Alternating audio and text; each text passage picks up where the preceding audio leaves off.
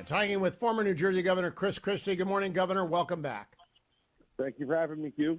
Governor, I've sat across the debate stage from you 5 times. I've interviewed you probably 100 times. You always answer my questions. And so I'm going to start with this one. If you dropped out in New Hampshire, would any Chris Christie supporters vote for Donald Trump? You know, I will tell you this, from polling that we've done, there are some that would, yes. What percentage do you think is it the high water mark would go for Donald Trump? In the last poll that we had, it was about 15%. All right, so 85%. You're very strong in New Hampshire. I went down and saw you at one of your town halls, but you're staying in. I'm not the View. You're not going to put this over on me. You're staying in the primary undeniably helps Donald Trump get the election, doesn't it? No, it doesn't.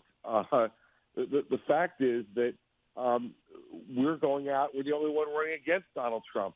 We're the only one trying to beat Donald Trump. No one else in New Hampshire is trying to beat Donald Trump. We are. And so, no, Hugh, I don't think that's true. Now, Governor, I was talking to Noah Rothman, who, like me, is a big admirer of you, and unlike me, is actually your constituent, knows your record by heart, and thought you were a great governor. But I want to quote Noah.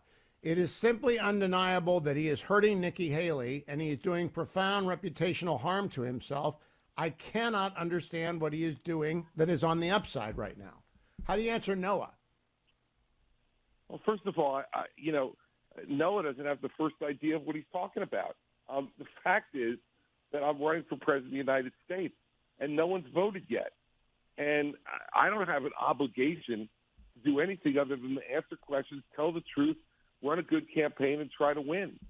And so, where this has become Nikki Haley's campaign when no one's voted yet is kind of a mystery to me, Hugh. I'm not calling it Nikki. I'm in Switzerland. I don't know whose campaign it is, but I do algebra. I used to do algebra. I'm not going to say that anymore. You might ask me something.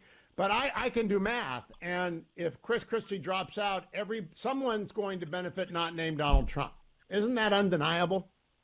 And look, that's possible, although I think given the campaigns that are being run by some of the other folks, that a lot of the people are going to vote for Chris Christie in New Hampshire just won't vote. That's possible, too. But the only way Donald Trump isn't the nominee is if somebody else beats him in Iowa and or New Hampshire. I think that's just, if he wins those two, he's the nominee. Is that true?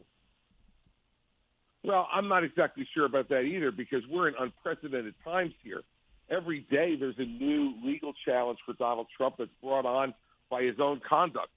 And not just legal challenges, but political challenges that are brought on by his own conduct and his own words. And so, no, I don't think any of that is definite. We're in a time that we never dealt with before. We've never had a situation in our party or in our country where we've had someone who's facing a defamation damages trial in 2 weeks, who's facing a challenge to his business in a decision coming on that, someone who's under 4 criminal indictments, someone who has now been removed by 2 different states from the ballot, and others having challenges to his positioning on the ballot coming. We don't know what's going to happen here. The idea that somehow this is an algebra equation, this is not. This is finite math. This is an algebra equation from Switzerland. And all I know is there are variables that we cannot yet quantify, but we can guess.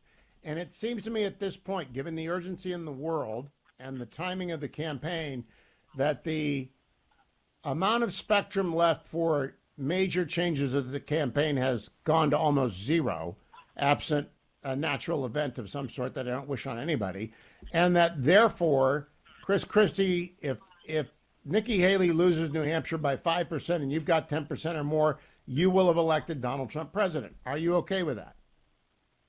Well, first of all, I don't think that anyone at this juncture, if you're going to be a slave to these polls, Hugh, that have happened beforehand, the polls that if they were right, Hillary Clinton would be in her second term. If you're going to be a slave to that, there's nobody who's within 5% of Donald Trump in any credible poll in New Hampshire at the moment. But you brought up polling first when you said your polls show 15% of your voters would go for Donald Trump, so you're using. That's because you asked. All right, so what do your polls show? I'm not saying that is a definite. I'm not saying that's a definite occurrence. You asked me if I had any reason to believe that any Christie voter would vote for Trump, and so I gave you a statistic that we have. I don't know whether that's accurate or not. All right, true enough. I love arguing with idea. a prosecutor. Let me reframe the question, Mr. Governor Christie. Does your data show that a significant number of Christie voters would vote for Nikki Haley or Ron DeSantis if you dropped out? Yes. Okay. Point taken. That's all I want to know. Now I want to know, have you ruled out no labels? I've said that over and over. Yeah. I know, but it's something you said on The View yesterday made me think, that View interview was odd, Governor. I thought you were kind of hedging your bet there. So it leads to this question. If it's Donald Trump, Republican nominee, against Joe Biden, Democratic nominee, who will Chris Christie vote for? At this point, I wouldn't vote for either one of them. What would you do? I'd vote down ballot. But then you'd abdicate? Hugh, this is not news. I've been saying this from the beginning. I'm the guy who didn't raise my hand on the stage when they asked me if you would support him if he was a convicted felon.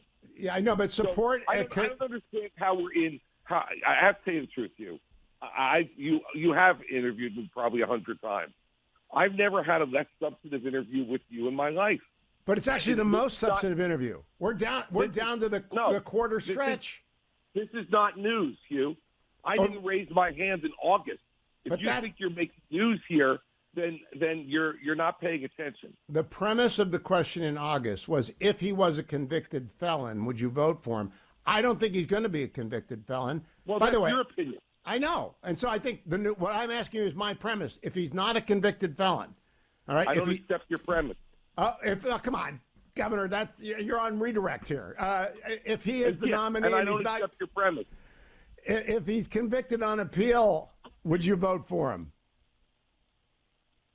If he's convicted and on appeal, yeah, he's convicted. I wouldn't vote for him. All right, Governor, do you think the Colorado Supreme Court made the right decision? I want the voters to turn out Donald Trump. I don't want courts to do it. But that directly, though, I think they misread the 14th Amendment, Article 3 completely. It's without precedent. This is very substantive. Do you agree with me? So, Donald Trump's conduct is without precedent. Yeah, absolutely without precedent. And so I think this is ultimately going to be decided by the United States Supreme Court. And I will tell you this. The idea, though, that someone needs to be convicted for this to happen, I think, is not something that's required by the Constitution. Do you think Article 3 of the 14th Amendment is self-executing?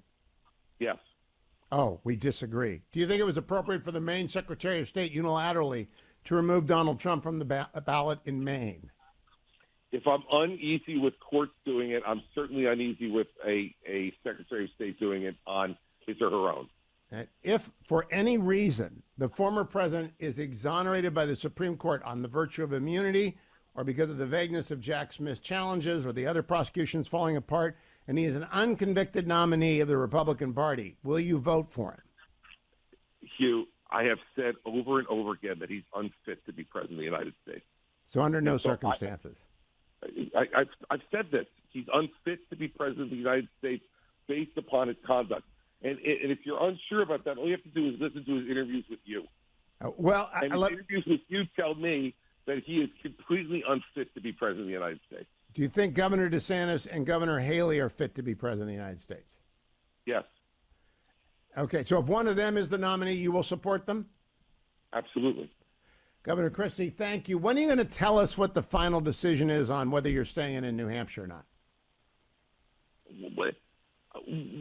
I don't even understand your question. Everybody is waiting for you to drop out. I talk to Republicans across the country. I'm Switzerland. Everyone talks to me. They all think you're going to drop out. Well, good for them. Are they wrong? Am I here? Well, you are. Not the answer. This is not The View. I'm not. Am I going to New Hampshire this morning and doing town hall tonight in Hollis, New Hampshire? The answer is yes.